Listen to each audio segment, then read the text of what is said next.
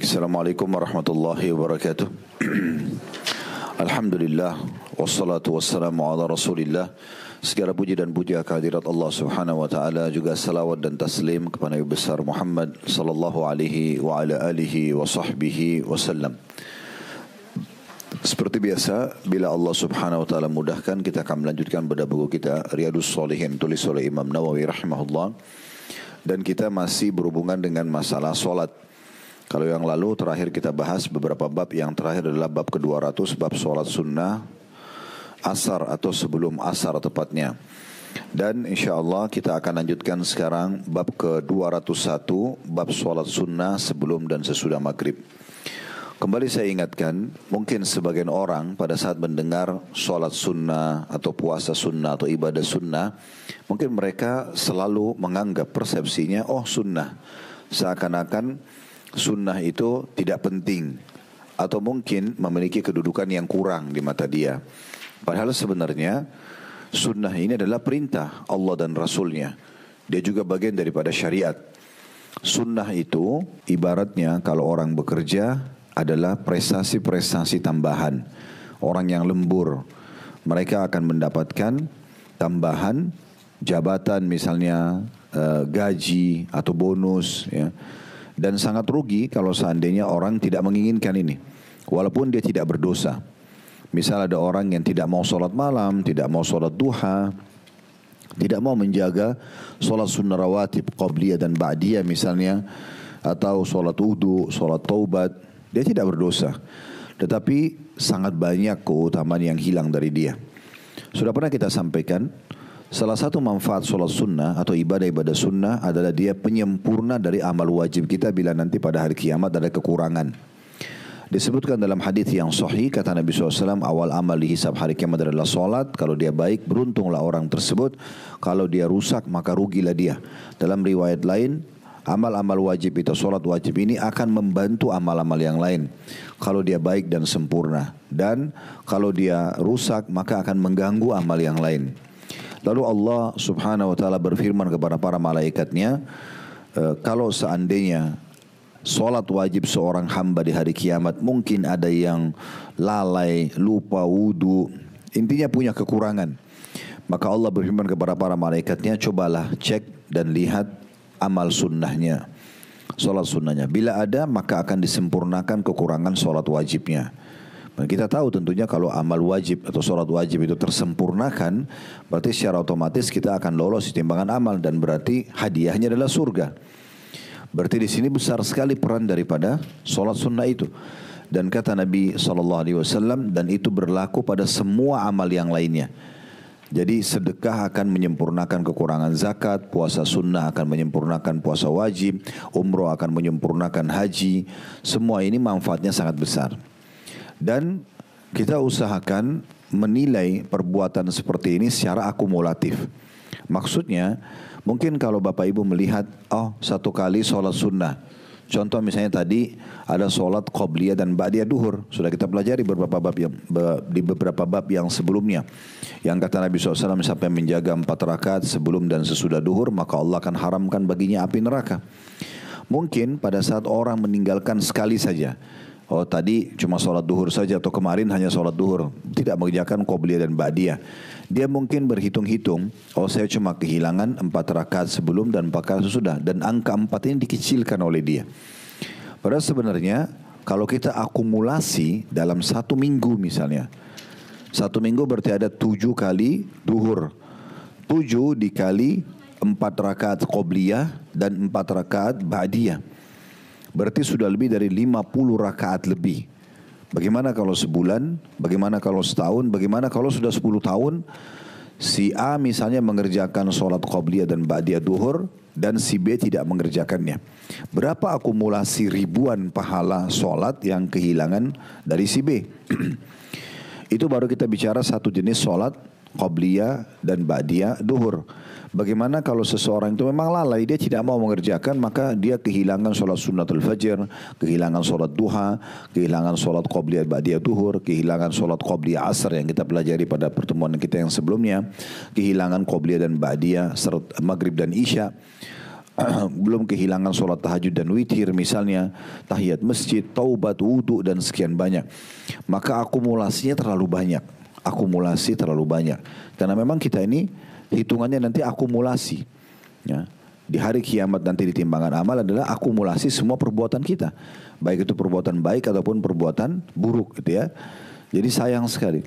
Akan sangat beda derajat dan balasan bagi orang yang sama umurnya, tapi yang satu rajin ibadah dan dikejar semuanya mau sunnah ataupun wajib, yang satu hanya pas-pasan dengan wajib saja. Tentu yang pertama jauh lebih besar pahalanya dan juga derajatnya di sisi Allah Subhanahu wa taala. Terlebih lagi amal-amal sunnah ini ya, juga akan mendatangkan cinta Allah Subhanahu wa taala. Dan kalau Allah sudah mencintai kita, seperti apa sih kira-kira kalau rasionalnya ya, kalau ada seseorang yang kita cintai dari manusia atau manusia itu mencintai kita, seperti apa kira-kira interaksi kita dengan dia atau dia kepada kita? Saya yakin kalau kita mencintai seseorang, kita akan coba memenuhi kebutuhannya, kita akan selalu menjaga perasaannya, kita akan memberikan, kita akan menjauhi apa yang membuat dia tidak suka gitu ya. Jadi kita memenuhi kebutuhannya, kita menjaga apa yang dia tidak suka gitu ya. Dan kita harus selalu memberikan yang terbaik kepada dia. Misal, maka tidak kita samakan Allah Subhanahu wa taala dengan makhluknya. Kalau Allah sudah mencintai kita, berarti semuanya Allah akan kasih. Dan itu diraih dengan ibadah-ibadah sunnah. Sebagaimana sabda Nabi SAW dalam hadis qudsi, Allah berfirman, dan seorang hamba terus mendekatkan diri kepadaku dengan amal-amal sunnah sampai aku mencintainya. Kalau aku sudah mencintainya, aku akan menjaga pendengaran dia gunakan untuk mendengar, penglihatan dia gunakan untuk melihat, tangan dia gunakan untuk menjamah, kaki dia gunakan untuk melangkah. Dan kalau dia memohon ampun kepadaku, aku ampuni. Kalau dia berdoa, maka aku akan kabulkan. Berarti kan ada efek-efek manfaat yang luar biasa dari amal sunnah. Rasionalnya, kalau kita sedang kerja di satu perusahaan, kemudian kita menjadi seorang staf yang sangat rajin. Semua pekerjaan kita kerjakan dengan baik yang merupakan standar atau SOP perusahaan. Namun ada pekerjaan-pekerjaan tambahan yang ditawarkan, boleh siapa saja yang mau ambil, siapa yang tidak juga bebas. Kemudian dia pun mengambilnya. Kira-kira seperti apa gambaran perusahaan kepada pegawai yang punya loyalitas seperti ini? Dia mau kerja lembur dengan pegawai yang tidak mau kerja lembur. Saya yakin kita sepakat pimpinan perusahaan akan jauh lebih suka dengan pegawai yang punya loyalitas. Dia mau bekerja lembur, dia mau meluangkan waktu dan energinya ekstra gitu ya. Nah seperti itu kurang lebih gambaran amal-amalan sunnah. Maka jangan dianggap remeh Bapak Ibu sekalian ya. Karena bab-bab seperti ini kadang-kadang kita membaca langsung yang paling pertama syaitan bisikan itu seakan-akan masa sih harus dibahas gitu kan. Atau ya udah saya sudah tahu sholat qobliyah asar atau sholat qobliyah dan ba'diyah maghrib seperti yang akan kita bahas sebentar lagi, atau duhur atau subuh dan seterusnya. Padahal sebenarnya ini adalah memang amal-amal yang kita butuhkan. Mempelajari hal-hal seperti ini dan menerapkan dalam hidup lebih kita butuhkan daripada apapun yang berhubungan dengan urusan dunia ini. Apakah itu makanan, minuman, tempat tidur, obat-obatan yang kita butuhkan biasa untuk menjaga jasmani kita. Karena ini adalah makanan ruh kita. Ilmu dan amal-amal soleh adalah makanan ruh. Banyak orang yang dia perhatikan hanya jasmaninya tapi dia lupa ruhanianya ya. Padahal sebenarnya kalau ruh itu kuat, jasadnya akan ikut kuat. Tidak bisa sebaliknya. Ya, tidak bisa sebaliknya. Ada banyak orang jasadnya, jasmaninya oke, sehat, tapi ruhnya lemah. Orang seperti ini sedikit diterpa ujian ya, ataupun ada gangguan dalam hidupnya, maka dia akan jatuh ya. Berapa banyak orang yang sudah mencapai dari prestasi dunia di dunia barat sana, sudah menjadi orang yang terkenal, hartanya melimpah, ujung-ujungnya bunuh diri. Ujung-ujungnya meninggal dalam kondisi mabuk dan segala macam. Karena mereka memang tidak punya kekuatan ruh ya. Atau mungkin dengan meninggal orang yang dicintai atau kehilangan satu proyek sudah cukup membuat stres yang luar biasa. Karena ruhnya lemah. Tapi kalau ruh itu kuat, maka semua akan bisa tertangani dan tertanggulangi dengan sangat mudah. Nah ini poin-poin yang kita ingin titik beratkan dalam pembukaan kita. Jadi jangan pernah anggap remeh amalan sunnah ya. Dan seseorang itu kalau sibuk dengan amal sunnah, ini pernah kami titik beratkan, maka dengan izin Allah amal wajibnya akan terjaga. Itu dengan otomatis. Kalau kita misalnya sudah ibu dan bapak selalu sibuk kejar sholat qobliyah, sholat ba'diyah, sholat duha, sholat malam, otomatis sholat wajib pasti terjaga. Karena nggak masuk akal orang mengerjakan amal sunnah baru wajibnya ditinggalkan. Kan tidak mungkin orang sholat qobliyah duhurnya nggak dikerjakan, itu nggak mungkin. Jadi kalau kita sibukkan diri dengan amal sunnah dan kita terus paksakan diri untuk menjadikan sebagai sebuah program, dipastikan amal wajibnya akan terjaga. Sebagaimana juga kalau kita terbiasa meninggalkan hal yang makruh aja, misalnya makan dan minum berdiri, contoh, itu sudah akan membuat kita akan lebih jauh daripada yang haram. Akan lebih jauh dari yang haram. Makanya kepekaan terhadap amal sunnah atau larangan yang sifatnya makruh walaupun tidak berdosa, itu justru penyelamatan terhadap amal-amal wajib kita untuk dikerjakan dan meninggalkan apa yang Allah haramkan yang bisa mendatangkan konsekuensi hukuman dari pelanggaran tersebut. Nah ini harus difahami baik-baik Bapak Ibu sekalian, sehingga pelajaran-pelajaran seperti ini hadis demi hadis kita pelajari. Sekarang kita sudah sampai, insyaallah siang ini kita akan bahas nomor 1129 hadis. Lebih dari 1000 hadis kita sudah pelajari, lebih dari 1100 hadis ini secara nomor urut. Tapi dengan syarah dan penjelasan itu sudah jauh lebih banyak daripada ini. Ini sayang sekali kalau seandainya dia hanya berlalu begitu saja dan tidak diterapkan, karena kita anggap ya sudahlah, yang penting saya sudah dengar di pengajian, yang penting saya sudah tahu. Itu nggak cukup. Ya, ilmu itu didengarkan, kemudian direnungi, kemudian dipraktikkan. Ini 3 hal harus bersatu, satu kesatuan. Kalau mau sempurna keberkahannya, maka harus seperti itu. Baik, saya akan bacakan bab nomor 201 ini, bab solat sunnah sebelum dan sesudah maghrib. Kata Imam Nawawi rahimahullah, pada bab-bab sebelumnya telah disebutkan hadis Ibnu Umar dan hadis Aisyah radhiyallahu anhum ajmain yang sama-sama sahih bahwa Nabi SAW biasa solat 2 rakaat setelah maghrib. Hadis nomor dikuatkan sekarang dengan hadis nomor 1129 dari Abdullah bin Mughaffar radhiyallahu anhu dari Nabi sallallahu alaihi wasallam, beliau bersabda, "Shallu qabla al-maghrib, qala fi ats-tsalitsati liman syaa." Salatlah sebelum maghrib, beliau mengulanginya 3 kali, dan pada kali yang ketiga beliau bersabda bagi yang menghendakinya. Hadis ini diriwayatkan oleh Imam Bukhari. Sebelum kita panjang lebar membahas hadis ini, kita kembali dulu, ada di situ footnote nomor 707 dan 708. Ya. Lihat nggak? Dia disebutkan hadis Ibnu Umar, di sebelahnya ada angka kecil 707. Lihat ya. Oke, di bawahnya lagi dan hadis Aisyah 708. Itu ada footnote di bawah, hadis Ibnu Umar itu di nomor 1105, sementara hadis Aisyah di nomor 1122. Nah, di sini Imam Nawawi rahimahullah maksudnya, walaupun judulnya adalah mempelajari solat qobliyah dan ba'diyah maghrib, beliau tidak mau mengulangi lagi hadis tentang solat qobliyah maghribnya, karena menurut beliau ba'diyahnya ya, ba'diyah maghribnya, karena ba'diyah maghrib sudah disebutkan di bab sebelumnya, masuk dalam sunnah rawatib 12 rakaat yang kalau dikerjakan akan dapat istana di surga, kalau masih ingat ya. Nah, sekarang kita review dulu, kita kembali dulu ke sana, karena kita sekarang di nomor 1129. Coba kita kembali ke 1105 ya.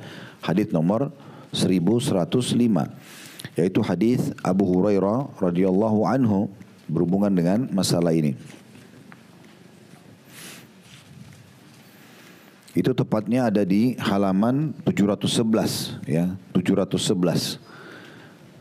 Ada nomor 1105 hadisnya dari Ibnu Umar radhiyallahu anhuma, beliau berkata, "Shallaitu ma'a Rasulillah sallallahu alaihi wasallam raka'ataini qabla adh-dhuhri wa raka'ataini ba'daha wa raka'ataini ba'da al-jum'ah wa raka'ataini ba'da al-maghrib wa raka'ataini ba'da al-isya." Saya solat bersama Rasulullah sallallahu alaihi wasallam 2 rakaat sebelum duhur dan 2 rakaat sesudahnya, 2 rakaat setelah solat Jumat, 2 rakaat setelah maghrib. Nah, ini jadi saksi bahasan kita, karena di bab yang kita pelajari 201 itu adalah tentang perintah dan keutamaan solat qobliyah dan ba'diyah maghrib.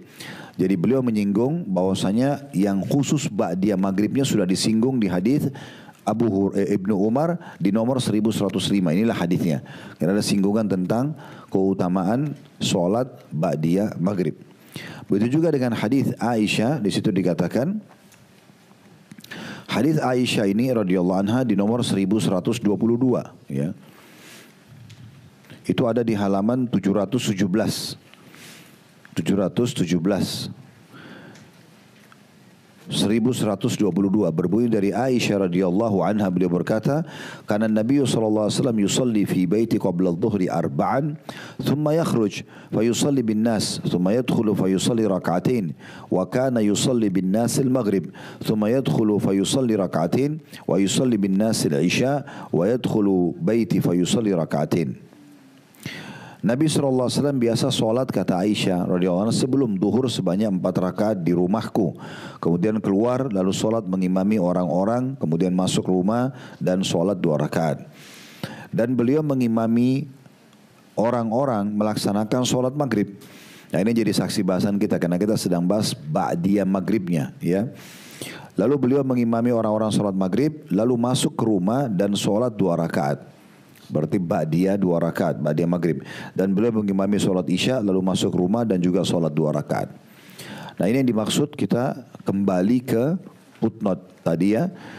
Saya ulangi di bab nomor 201, bab sholat sunnah sebelum dan sudah maghrib. Kata Imam Nawawi, pada bab-bab sebelumnya telah disebutkan hadits Ibnu Umar, tadi sudah kita baca. Kemudian dan hadits Aisyah radhiyallahu anha ajma'in yang sama-sama sahih bahwa Nabi SAW biasa sholat 2 rakaat sesudah maghrib.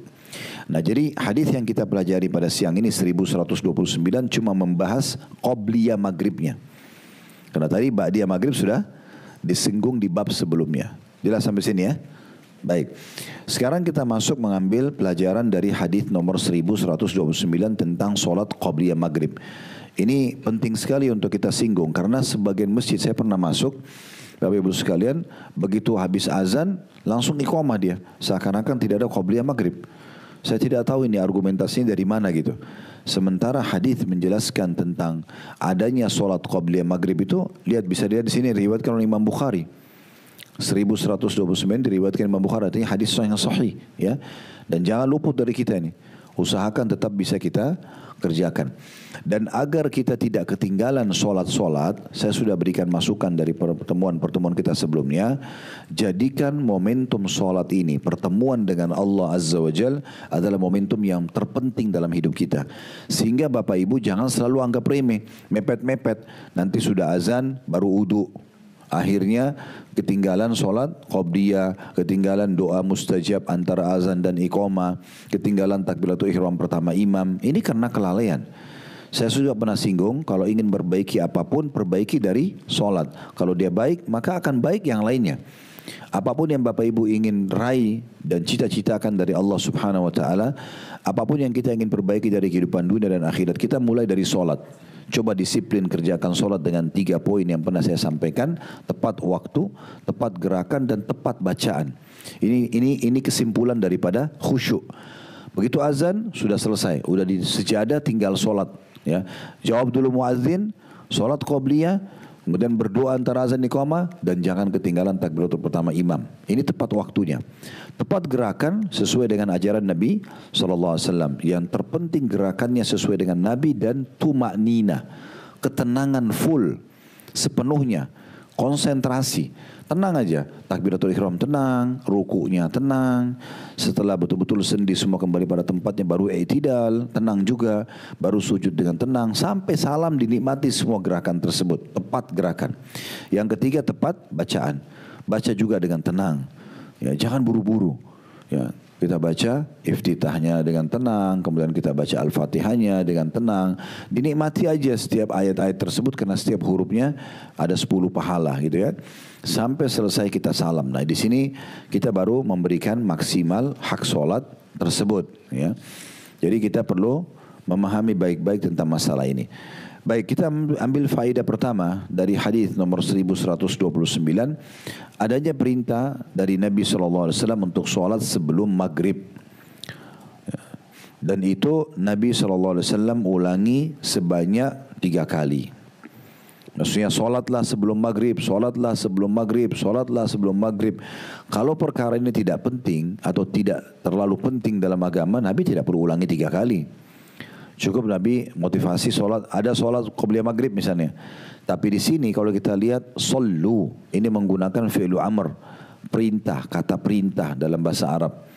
Kalian semua kerjakanlah. Nah, kalau anda mencintai Allah dan Rasulnya, anda memang mau menjadi seorang muslim yang baik dan sejati, jangan sia-siakan ini. usahakan tidak luput dari kita solat qobliyah maghrib ini, karena memang perintah langsung dari Nabi sallallahu alaihi wasallam.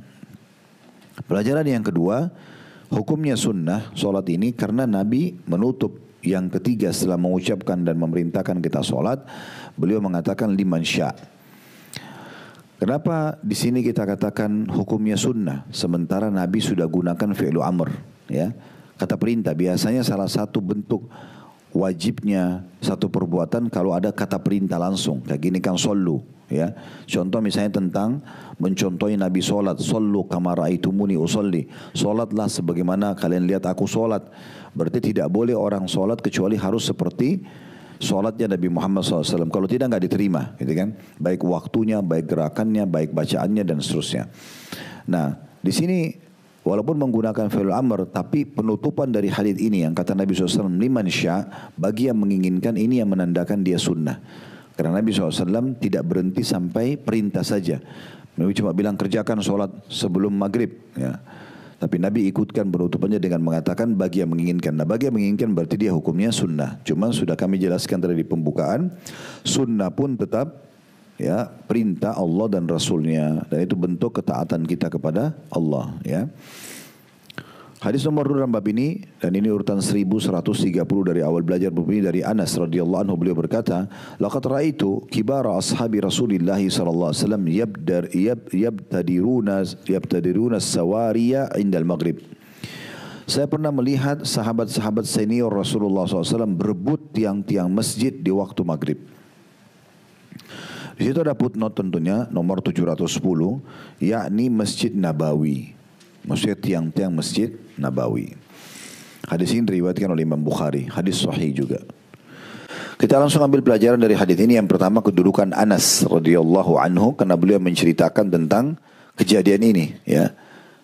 Jadi di sini beliau mengatakan, saya setiap kali habis azan maghrib, saya menyaksikan sendiri bagaimana para sahabat Nabi berlumba-lumba menghadap ke tiang-tiang Masjid Nabawi. Tujuannya untuk sholat, maksudnya sholat qobliyah.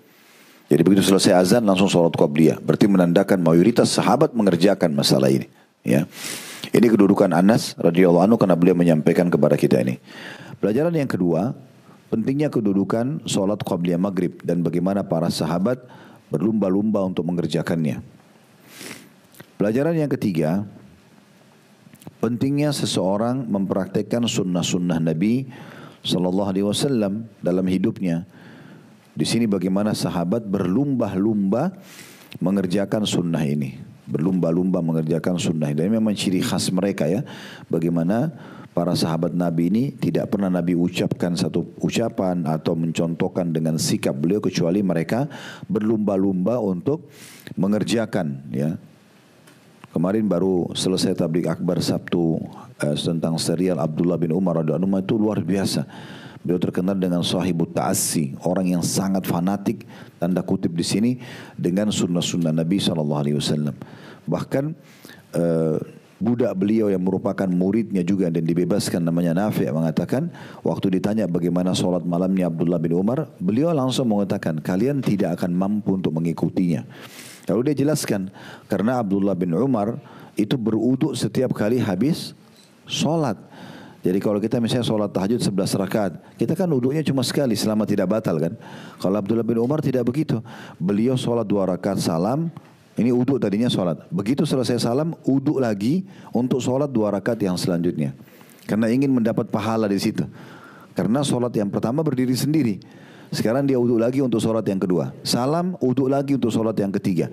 Begitu terus. Artinya kalau kita hitung sholat tahajud dengan witir itu 11 rakaat, berarti 6 kali salam.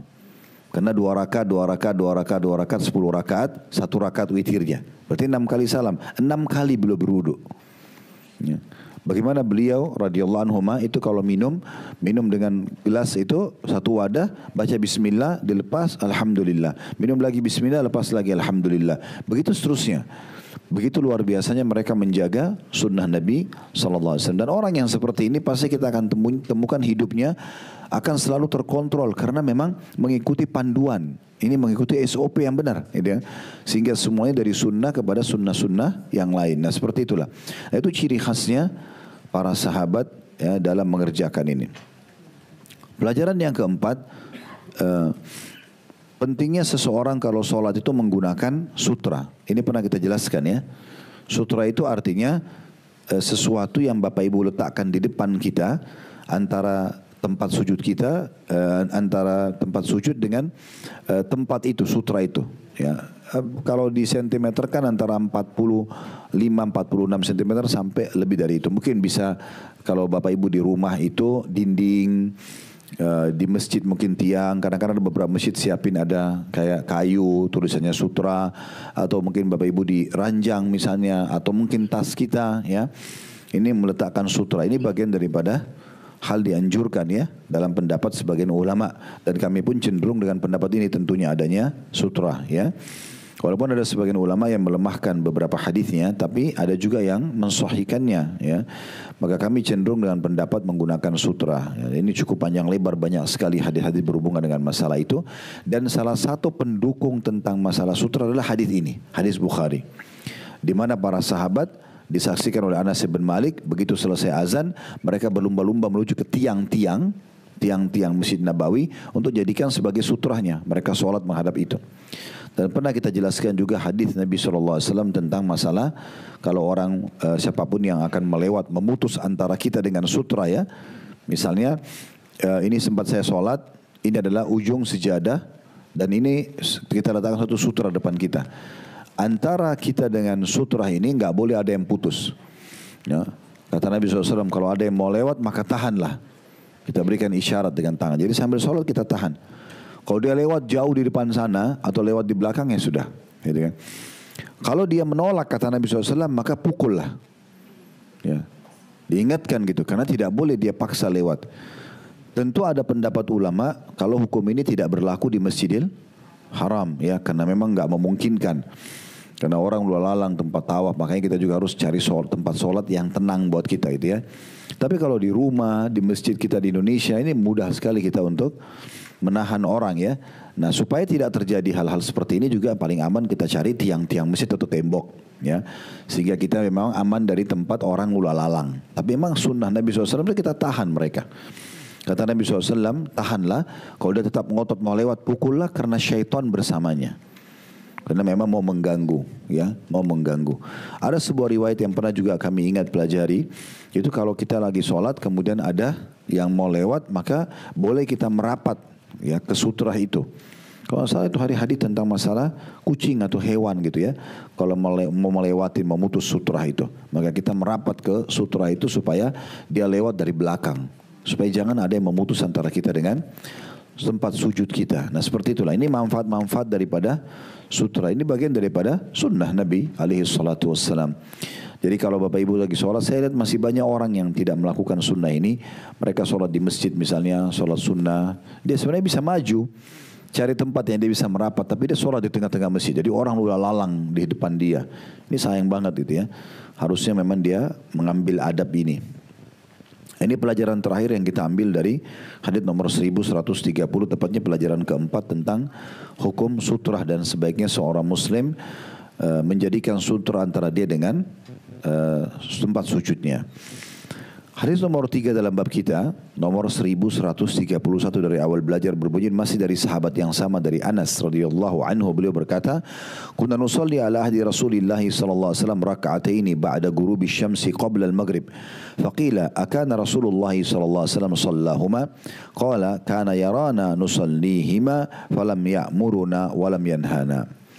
Pada masa Rasulullah SAW kami biasa solat 2 rakaat setelah terbenamnya matahari sebelum maghrib. Maksudnya habis azan maghrib. Ditanyakan kepada Anas bin Malik, apakah Rasulullah SAW melakukan solat 2 rakaat itu? Anas menjawab, beliau melihat kami solat tetapi beliau tidak memerintahkan dan tidak melarang kami. Diriwayatkan oleh Imam Muslim. Kita langsung ambil pelajaran pertama dari hadits ini, yaitu kedudukan Anas radhiyallahu anhu. Sekali lagi karena sahabat ini yang menyampaikan kepada kita kronologis hadis, dan sudah sering kita ulangi di kelas kita ini. Kalau ada sahabat yang menjadi penyebab menceritakan ya, kisah kejadian di masa Nabi, kita jadikan sebagai keutamaan beliau. Kemudian yang kedua, pelajaran penting juga, adalah pentingnya seseorang menukil ilmu yang dia ketahui selama sumbernya benar. Di sini Anas bin Malik mengatakan, kami di masa Rasulullah SAW biasa mengerjakan solat setelah terbenam matahari sebelum maghrib. Maksudnya sebelum solat wajib maghrib, gitu ya. Nah itu yang dinukil ilmunya di sini. Selama kita sudah tahu ilmunya, jangan hanya cukup di diri kita saja. Karena Nabi Muhammad SAW bersabda, "Ballighu anni walau ayat." Sampaikan dariku walaupun sebuah ayat. Dan dalam Islam kita diberikan kesempatan Bapak Ibu sekalian untuk menambah amal soleh kita di jenis ibadah yang sama. Sudah pernah kami sampaikan itu dengan dua cara. Yang pertama, marketingkan. Pasarkan itu, sampaikan ke orang lain, ya. Daripada kita sholat maghrib sendiri, misalnya, ajak orang lain. Ajak anak-anak di rumah, ajak pembantu rumah, asisten rumah tangga, ajak siapa saja, pasangan hidup. Ayo maghrib yuk sholat yuk, sama sholat misalnya. Ya. Nah itu kan mengajak orang lain. Nanti kalau kita sholat, misal angka sholat itu 10, semua orang yang kita ajak tadi dapat angka 10 juga, tapi kita akan diberikan oleh Allah karena kita marketingkan tadi, tanda kutip marketingnya sini ya. Maka kita akan panen pahala semua orang yang kita ajak tadi. Maka kenapa harus sendiri, gitu kan? Sebarluaskan itu, sampaikan kepada orang lain. Ini cara yang sangat efektif untuk meraih pahala di jenis ibadah yang sama dengan energi sama dengan waktu yang sama. Daripada kita dapat pahala satu, lebih baik dapat pahala banyak. Kan? Share aja di grup kita. Waktu sholat misalnya, rutin kita kirimkan jadwal puasa misalnya, atau apa saja itu ya. Itu semua akan sangat bermanfaat. Mungkin 1, 2 orang, 10 orang, 20 orang ngikutin, kita akan panen pahalanya. Itu cara pertama, melipat gandakan pahala. Cara kedua, mengemas ibadah itu. Masih ingat gak saya sampaikan dulu ini? Ya. Mengemas ibadah penting. Beda pahalanya antara orang yang mengemas ibadahnya dengan tidak mengemas. Contoh orang bangun sholat malam, dia bangun, ya udah saya bangun jam 3, setengah 4, udah saya sholat malam aja deh. Dia tidak niatkan sebelumnya, ya udah dia sholat dengan kondisi dia aja. Misalnya ibu-ibu ada mukena, maaf belum dicuci seminggu. Ya udah pakai itu aja misalnya. Sejadah, cari sejadah mana, ada sejadah pakai, enggak ada sejadah udah enggak apa-apa gitu kan. Terus baca surah yang mana saja yang terlintas di benak kita. Nah ini karena tidak diprogramin sebelumnya. Kalau orang mengemasnya, dia sebelum tidur sudah niat memang mau sholat malam. Niatnya ini memberikan pahala itu. Ingat hadis Nabi SAW, siapa yang niat mengerjakan satu perbuatan baik dan dia belum sempat mengerjakannya akan dicatatkan satu pahala lengkap. Kalau dia kerjakan, maka akan dicatatkan 10 kali lipat, bahkan sampai 700 kali lipat, tergantung kadar keikhlasan dia, gitu kan? Dan dia juga sudah siapin misalnya mukenahnya yang bersih, dicuci khusus sholat malam. Sejadahnya dibubui parfum, misalnya minyak wangi bersih. Misal dia sudah tentukan surah yang dia mau baca misalnya. Bapak mungkin siapin kopiahnya, kokonya, dia udah kemas itu. Maka beda pahalanya dengan orang yang tadi asal sholat saja. Nah seperti itu. Beda pahalanya, orang memang programin, saya setiap bulan akan keluarkan uang, misalnya 1 juta, 10 juta untuk sedekah. Dia memang programin dan dikemas sama dia. Dia cari yayasan terbaik, dia kalaupun dia kasih uang cash, dia cari uang yang masih baru misalnya yang akan dikasih, dibandingkan itu beda pahalanya dengan orang yang kebetulan dia memang tidak niat sedekah, lewat di jalan dia lihat ada orang miskin lalu dia ambil dari dompetnya atau tasnya uang berapa yang ada dikasih aja sama dia. Beda dengan orang yang tadi memang mengemasnya, memang dia siapkan uang itu yang terbaik dan memang dia target harus mencari orang-orang miskin tersebut. Nah ini kan kemasannya namanya. Nah dua cara ini kita marketingkan ibadah tersebut dan kita kemas, itu akan memberikan pahala ekstra, ya pahala ekstra gitu ya.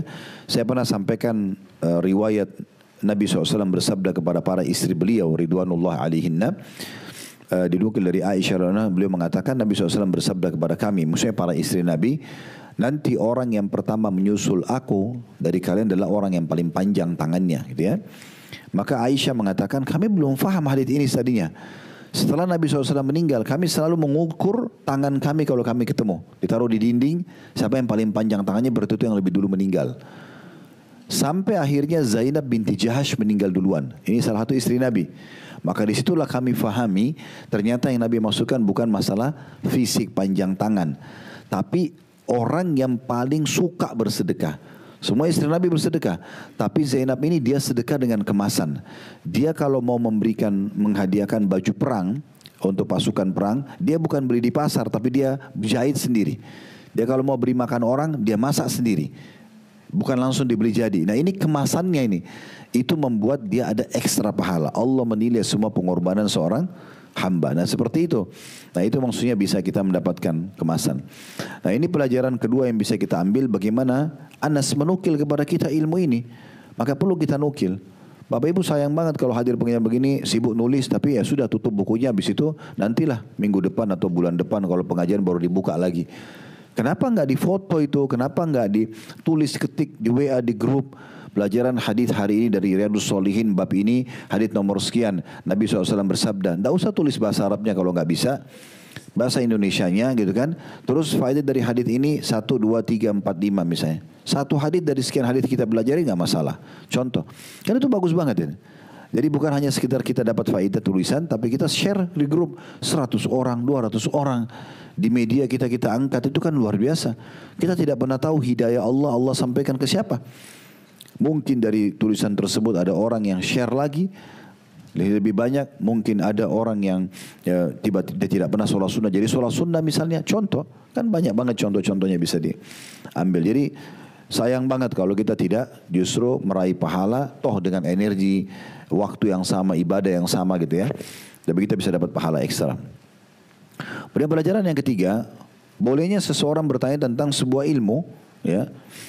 Misal ada yang mengatakan, saya melihat guru saya, Syekh Fulan, Kiai Fulan misalnya, pernah sholat duha di masjid dekat rumahnya 2 rakaat. Nah boleh orang bertanya misalnya, atau misalnya dia mengatakan, si murid ini mengatakan, saya biasa sholat duha di masjid dekat rumah, dan itu kami diajarkan oleh guru kami Kiai Fulan atau Ustadz Fulan misalnya. Kemudian ada orang yang bertanya, apakah guru anda juga mengerjakannya? Enggak ada masalah, itu boleh bertanya. Di sini kan ditanyakan itu kepada Anas. Waktu waktu Anas menceritakan bahwasanya kami di masa Nabi SAW biasa sholat qabliyah maghrib, maka pertanyaan orang yang mendengarkan, akana Rasulullah SAW sallahuma, apakah Nabi SAW juga mengerjakan 2 rakaat itu? Pertanyaan ini dibolehkan dalam Islam, ya, karena kita boleh bertanya gitu ya. Misalnya ada orang, boleh kita tanya, dia bilang misalnya, ayo kita sholat tahajud yuk. Tak apa-apa kita tanya, apa anda sudah mengerjakan sholat malam itu? Boleh kita tanya. Gak ada masalah, karena kan dia menyebarkan ya. Dan kita kalau ditanya, saya pernah bilang, perbedaan riya dengan tidak riya, ditanya atau tidak ditanya. Kalau anda ditanya, tidak ada hubungannya sama riya. Kita ditawarin makan, makan yuk, puasa enggak? Kita masa bilang, oh kalau saya jawab saya puasa ini riya. Orang lagi ditanya. Riya itu enggak ditanya, iklan ya, saya lagi puasa nih misal. Nah itu riya, ini tidak ada jelas, tidak ada hubungannya. Tapi kalau ditanya, Bapak Ibu tadi mau ke sini, mau kemana? Oh kalau saya jawab pergi taklim di Martimbang nanti riya nih. Gimana caranya? Gak ada hubungannya sama riya. Oh saya mau ikut taklim, gitu kan? Diundang, gak ada masalah. Karena kita sedang ditanya ya. Kecuali memang dasarnya dia juga tunggangi itu untuk riya, itu lain lagi. Tapi umumnya orang kalau ditanya itu, dia menjawab tidak ada hubungannya sama riya. Riya itu biasanya kalau tidak ditanya, ya itu lebih dekat ke riya. Kita tidak vonis juga langsung riya ya. Tapi umumnya orang kalau tidak ditanya lalu dia ceritakan, biasanya apalagi tanpa sebab, itu lebih arah ke sana gitu ya. Jadi gak ada masalah kalau kita ditanya. Seorang guru mengajarkan, ayo sholat duha ini keutamanya dan gitu. Muridnya tanya, apakah anda sudah kerjakan? Ya kan, sehingga kami juga praktekin gitu kan. Atau mungkin ada seorang murid lagi di sekolah, disuruh sholat duha, praktek sholat duha, lagi pada sholat. Ada gurunya ngawasin. Gurunya gak sholat misalnya, atau belum sholat. Lalu muridnya nanya, apa Pak Guru nggak sholat misalnya? Penting, dan kadang kalau ditanya jawab saja. Mungkin si guru sudah sholat tadi di rumahnya. Mungkin di awal waktu duha tadi. Oh tadi sudah sholat, Pak Guru sudah sholat tadi di awal waktu misalnya. Contoh kan gitu. Itu yang kita ambil pelajaran di sini.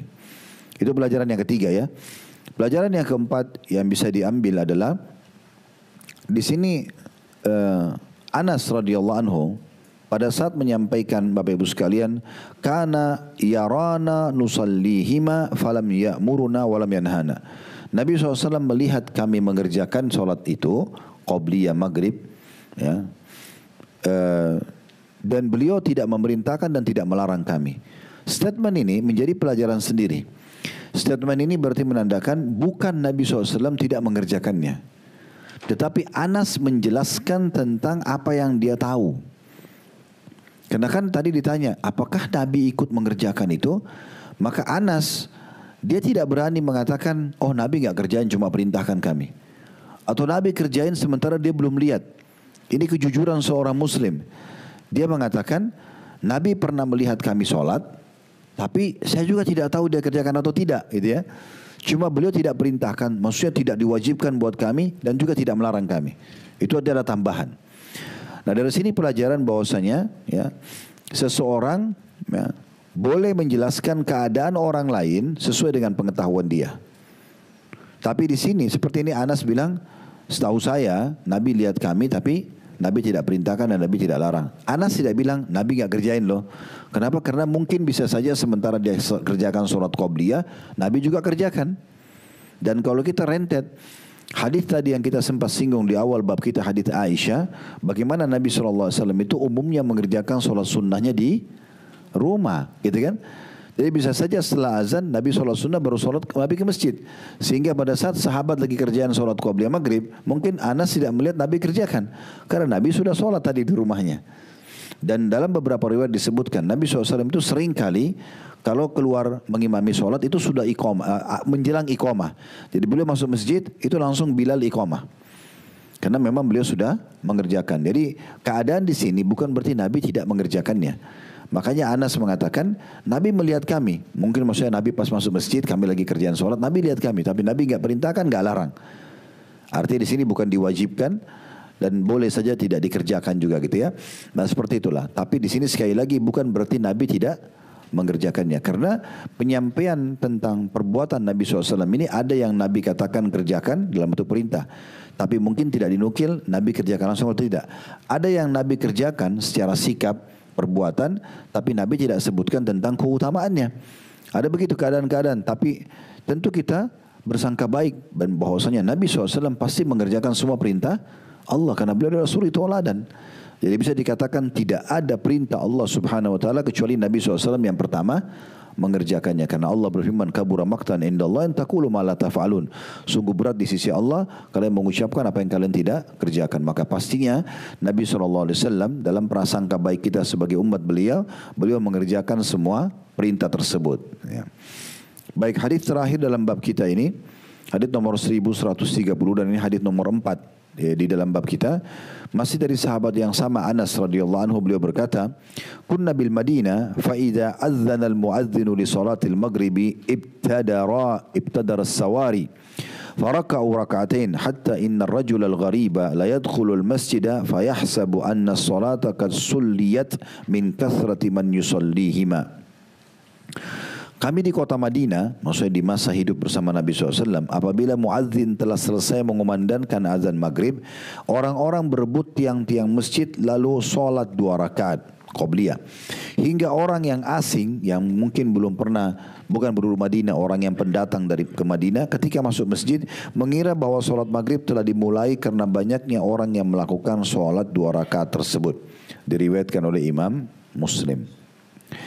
Riwayat ini memberikan kepada kita pelajaran seperti tadi. Yang pertama kedudukan Anas radhiyallahu anhu karena beliau menceritakan kepada kita kejadian ini. Yang kedua tentunya adanya ya anjuran untuk memuliakan kota Madinah. Karena di sini katakan kami di kota Madinah dan memang Madinah ini punya keutamaan tersendiri ya. Kota yang sangat mulia dan memiliki banyak sekali belasan bahkan puluhan hadis tentang keutamaan kota Madinah. Di antaranya kita dianjurkan untuk tinggal di sana ya. Dan juga meninggal dan hidup di sana. Kata Nabi SAW, siapa yang bisa meninggal di Madinah maka meninggallah. Dan juga dalam hadis lain, siapa yang sabar dengan kesulitan dan suka duka hidup di Madinah maka dia akan mendapatkan syafaatku pada hari kiamat. Dan sekian banyak keutamaan tentunya kota Rasulullah SAW. Dan di sini Anas bukan menyebutkan asal-asalan saja kunna bil Madinah, kami waktu tinggal di Madinah, karena beliau ingin menyampaikan sekaligus ini kota mulia loh ya, kota Nabi ya. Karena bisa saja beliau tidak sebutkan ini, beliau langsung bisa masuk bahwasanya di Madinah itu orang kalau di masa Nabi SAW kalau sudah selesai azan para sahabat sholat qobliyah selesai gitu kan. Tapi penyampaian ini pasti punya pesan tertentu. Saya melihat seperti itu. Maka ada kedudukan kota Madinah sendiri karena beliau menyebutkan itu. Artinya ini terjadi di Madinah loh, di Masjid Nabi, di kota mulia, maka contohilah. Nah, seperti itu ya. Pelajaran yang ketiga yang bisa diambil, bahwasanya pentingnya ada muadzin, azan pada tepat waktu. Dan ini juga sudah pernah kita singgung di bab azan, seingat saya ya. Jadi memang waktu solat itu yang menentukan adalah muadzin, sementara iqamah yang tentukan imam. Sementara iqamah yang tentukan imam, ya. Jadi muadzin itu punya syarat-syarat, diantaranya dia harus mengenal waktu solat, dia harus azan tepat waktu gitu ya. Dan ini orang yang paling terpercaya di antara kaum muslimin. Karena dia kalau sembarangan azan bisa masalah nih, ya. Misalnya dia azan telat misalnya sementara subuh sudah masuk, sementara bulan Ramadan misalnya, ini kan jadi masalah, orang lewat dari waktunya. Atau dia azan sebelum maghrib, orang akhirnya buka puasa contoh, padahal sebenarnya belum masuk waktunya. Atau orang sholat ternyata belum masuk waktu, ya. Atau orang akhirnya kebablasan lewat waktu yang lama karena dia belum azan, ya. Masalah nanti iqamah nggak ada masalah, mau panjang waktunya pun antara azan iqamah boleh.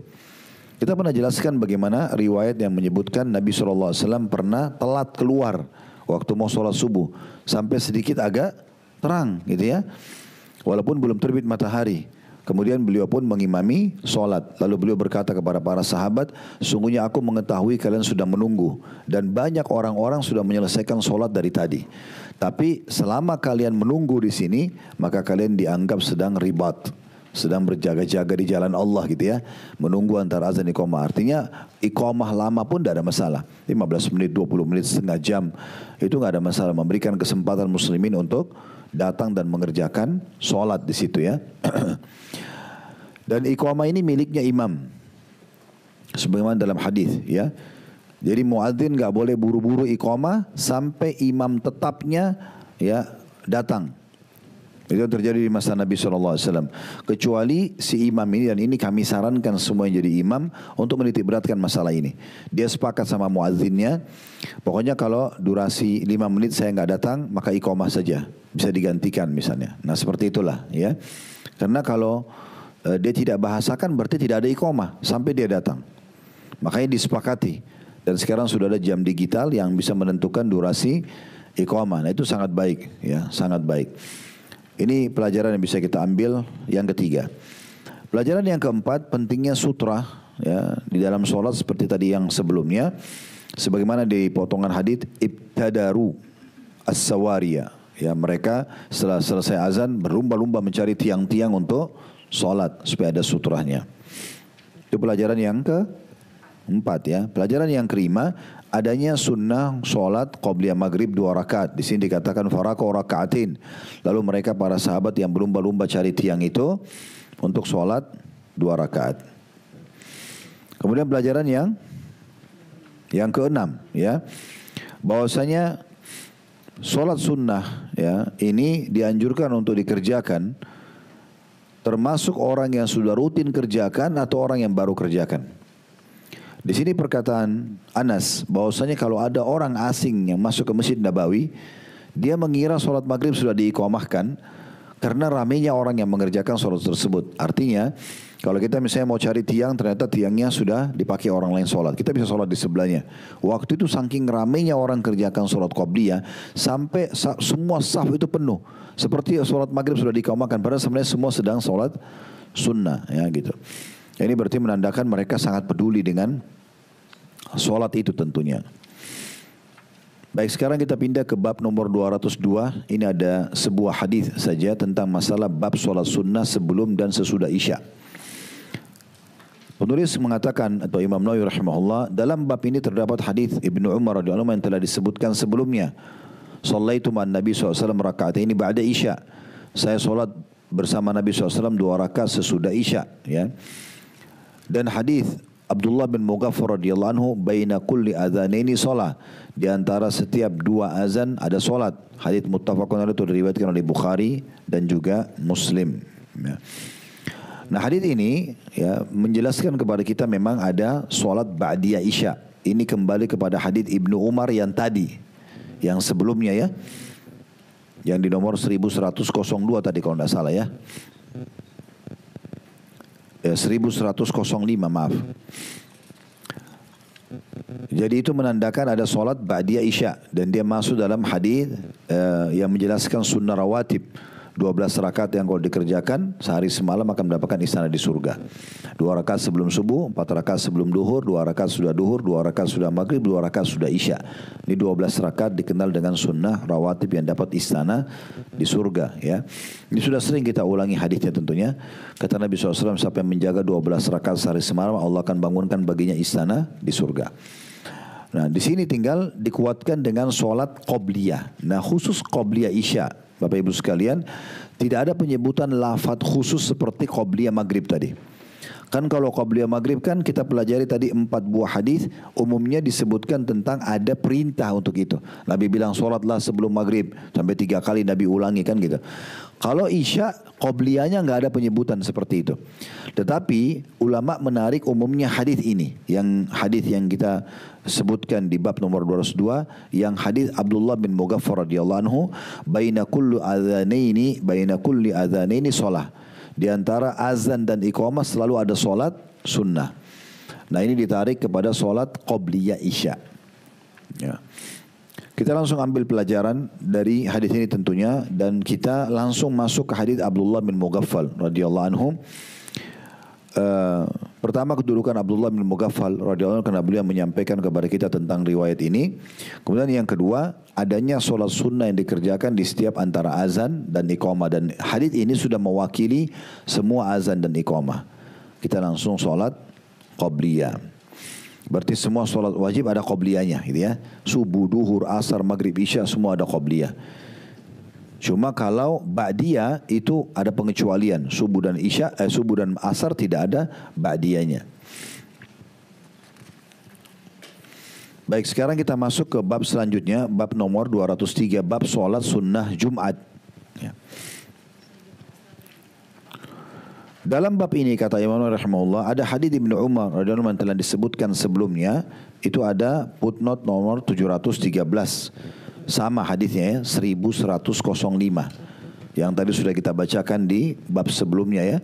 Kalau Abdullah bin Umar mengatakan radhiyallahu anhu bahwasanya Nabi SAW salat ya 2 rakaat sesudah Jumat gitu ya. Dan hadis itu diriwayatkan oleh Bukhari dan Muslim. Sekarang kita masuk ke hadis nomor pertama dalam bab ini, nomor 1133, dari Abu Hurairah radhiyallahu anhu. Beliau berkata, Rasulullah SAW bersabda, "Idza shalla ahadukumul jum'ah falyusalli ba'daha arba'an." Apabila salah seorang di antara kalian melaksanakan salat Jumat, maka hendaklah dia salat sesudahnya 4 rakaat. Diriwayatkan oleh Imam Muslim. Jadi kalau hadis Ibnu Umar tadi, Bapak Ibu sekalian kalau masih connect ini ya. Jadi yang di bab tadi sebelumnya, di hadis pertama, di awal bab nomor 200 tadi 1, itu disebutkan kalau hadis disebutkan hadis Ibnu Umar di nomor 1105. Nah, di situ ada rincian tentang solat-solat tersunnah, di antaranya solat ba'diyah Jumat ya, 2 rakaat tapi di situ disebutkan. Nah, tapi di sini Imam Nawawi mendatangkan hadis lain yang menunjukkan bahwasanya solat ba'diyah Jumat itu 4 rakaat. Jadi mirip dengan ba'diyah duhur, mirip dengan ba'diyah duhur.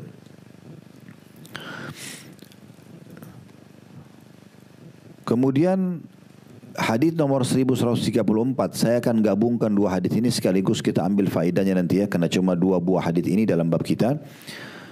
Dari Ibnu Umar radhiyallahu anhuma, anna Nabiy sallallahu alaihi wasallam kana la yusalli ba'da al-jum'ah hatta yansarif fa yusalli rak'ataini fi baitihi. Bahwa Nabi SAW tidak solat sunnah setelah Jumat hingga beliau pulang, lalu solat 2 rakaat di rumah beliau. Bahwa Nabi SAW tidak solat sunnah setelah Jumat hingga beliau pulang, lalu solat 2 rakaat di rumah beliau. Hadis ini riwayat Muslim. 2 buah riwayat ini memberikan pelajaran kepada kita. Yang pertama, adanya solat ba'diyah Jumat. Ba'diyah Jumat. Dan memang belum ditemukan ada solat khusus namanya qobliyah Jumat ya, riwayatnya. Tapi ada hadis yang lebih umum yang berbunyi siapa yang datang di hari Jumat, kemudian dia sholat yang telah disyariatkan untuknya, kemudian dia mendekat dari imam dan dia dengarkan khutbah, maka akan diampuni dosanya gitu ya. Tapi di sini lebih cenderung ulama hadis mengatakan ini adalah sholat tahiyat masjid, bukan qobliyah Jumat. Ya, lebih cenderung itu penjelasan tentang sholat tahiyat masjid. Ini pendapat tentunya ya yang mayoritas ulama pegangi dan ini yang kami pegangi. Makanya masjid-masjid yang berpegang pada pendapat ini pasti tidak ada sholat qobliyahnya gitu ya. Orang kalaupun datang, laki-laki datang sholat Jumat biasanya mereka tinggal sholat tahiyat masjid lalu duduk ya. Menunggu khatib. Khatib naik, azan langsung ya dilanjutkan khutbahnya. Lanjutkan khutbahnya. Itu yang dicontohkan oleh Nabi SAW. Jadi pelajaran pertama adalah adanya sholat ba'diyah Jumat. Cuma memang dari beberapa riwayat ini, riwayat Ibnu Umar tadi nomor 1105, kemudian riwayat nomor 1134 menyebutkan bahwasanya sholat ba'diyah cuma 2 rakaat. Riwayat nomor 1133 menyebutkan 4 rakaat. Maka yang paling aman adalah seseorang muslim sholatnya 4 rakaat. Sehingga dia menggabungkan semua hadis ini. Karena kalau dia sholat 4 rakaat berarti hadis yang 2 rakaat sudah didapatkan keutamaannya. Namun kalau dia kerjakan cuma 2 rakaat berarti hadis nomor 1133 ini tidak bisa didapatkan keutamaannya. Kalau Nabi SAW mengerjakan Jumat itu 4 rakaat gitu ya. Kemudian pelajaran yang kedua yang bisa diambil, ini pelajaran pertama adanya sholat ba'diyah Jumat. 2 buah riwayat sekali lagi nomor 1105 hadits Ibnu Umar radhiyallahu anhu dan hadits nomor 1134 menyebutkan ba'diyah Jumat 2 rakaat. Hadits nomor 1133 menyebutkan tentang 4 rakaat. Maka kami sudah bahasakan tadi sebaiknya seorang muslim peduli untuk mengerjakan 4 rakaat. Ibu-ibu tentunya kalau lagi umrah, lagi di Mekah atau di Madinah, Masjid Haram Mekah dan Masjid Nabawi tetap terbuka untuk muslimah sholat Jumat. Tapi hukumnya bagi ibu-ibu sunnah muakkadah, bukan kewajiban gitu ya. Artinya ibu masih bisa pilih Jumat atau duhur. Kalau sudah sholat Jumat berarti tidak usah duhur. Kalau tidak sholat Jumat berarti bisa sholat duhur. Kalau laki-laki nggak bisa, kecuali punya udzur. Ya, misalnya dia sakit, dia musafir, ya, itu baru dia bisa ganti Jumat menjadi duhur, gitu ya. Itu pun pendapat ulama ditekankan kalau dia hadir di lokasi itu dan ada Jumat dia tetap kerjakan Jumat. Dianjurkan dia mengerjakan Jumat. Tinggal khilaf di antara ulama bagi musafir, apakah boleh menjamak Jumat dengan asar atau tidak boleh. Ini khilaf panjang lebar di antara ulama. Tapi kami cenderung dengan pendapat yang boleh menjamak antara Jumat dengan asar gitu ya. Karena dalil yang disampaikan oleh ulama yang berpegang pada pendapat ini mengatakan tidak ada bedanya antara Jumat sama duhur. Karena betul-betul Jumat itu pengganti duhur. Maka hukumnya sama dengan hukum duhur. Kalau duhur sama asar bisa dijamak, maka Jumat juga sama asar bisa dijamak. Ini dalilnya. Tentu ada pendapat yang lain mengatakan tidak bisa. Ya, Jumat kalau Jumat ya Jumat saja. Nanti asar dikerjakan di waktu asar. Tapi kami cenderung dengan pendapat tadi yang pertama yang kami sampaikan. Baik, pelajaran ketiga yang bisa diambil kedudukan Ibnu Umar radhiyallahu anhuma di mana beliau menyampaikan kepada kita riwayat nomor 1134. Pelajaran yang keempat, pentingnya seseorang menjaga sholat sunnahnya di rumah. Ya. Di sini Nabi SAW sholat Jumat di masjid, kemudian setelah itu beliau menuju ke rumahnya lalu sholat di rumahnya. Jadi sejalan dengan hadis Nabi SAW bahwasanya beliau bersabda, sholat seseorang dari kalian paling afdal dikerjakan di rumahnya kecuali sholat wajibnya. Ini bagi laki-laki ya. Kalau bagi perempuan, ibu ya, tetap lebih afdal wajib dan sunnah di rumah. Tapi kalau bagi laki-laki, yang wajib di masjid, yang sunnah di rumah. Dan ada hadis yang menjelaskan sholat sunnah yang dikerjakan di rumah itu bisa mendapatkan 25 kali lipat pahala dibandingkan sholat di masjid, gitu ya. Jadi kalau tidak darurat banget gitu ya, tidak terdesak sekali, sebaiknya laki-laki itu sholat sunnah qobliyah dan ba'diyah di rumah, baru dia sholat wajib di masjid. Tapi kalau dia khawatir kehilangan sholat wajib, kehilangan sholat pertama, jangan. Misalnya musola dekat rumah atau masjid itu cepat sekali iqamahnya, maka kita tetap ke masjid, bapak ke masjid dulu, nanti sholat qobliyah di sana, nggak ada masalah gitu ya. Kalau masih keburu, kita tahu misalnya, oh di sana durasinya 10 menit, pas selesai azan dan dekat, misalnya kayak rumah ini sama musola di depan, misalnya dekat banget, maka itu nggak ada masalah, kita sholat di rumah dulu. Ya, kalau ba'diyah umumnya tidak ada alasan untuk tidak sholat di rumah ya, kecuali memang kita dari masjid langsung jalan ke acara misalnya, itu tidak ada masalah. Tapi kalau enggak, maka sebaiknya kita memilih untuk sholat di rumah sebagaimana dicontohkan oleh Nabi sallallahu alaihi wa ala alihi wa sahbihi wasallam. Baik, sampai sini bahasanya Bapak Ibu sekalian. InsyaAllah ke depannya kita lanjutkan lagi di bab nomor 204 dan beberapa bab yang Allah subhanahu wa ta'ala mudahkan.